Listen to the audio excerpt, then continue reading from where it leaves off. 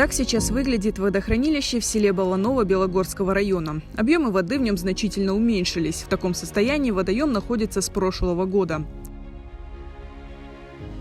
В феврале этого года Балановское водохранилище практически обмелело. Оно приблизилось к мертвому объему. Так называется остаток воды, который обычно не используется.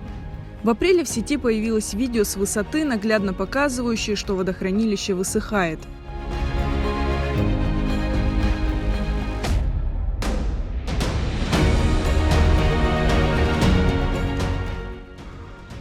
Ну, хотя сказать, что прям сильно оно наполнилось, не сказать. Вон, особенно вот там хорошо видно, насколько меньше воды, чем должно быть. И вот посмотрите, в былые времена, докуда доходила здесь вода.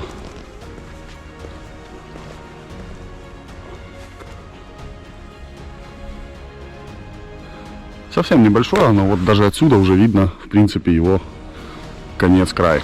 Сильные дожди в июне и июле пополнили крымские водохранилища, но состояние Балановского осадки заметно не улучшили. Только за август водохранилище потеряло около 100 тысяч кубометров, его объем остается на минимальном уровне. При этом, по информации властей, водохранилища Крыма заполнены наполовину, всего порядка 128 миллионов кубометров воды. Власти считают, что этих запасов хватит Крыму на 1-2 года. Вместе с тем климатологи предупреждают, Крым не вышел из затяжного засушливого периода, а значит водный кризис может обостриться вновь.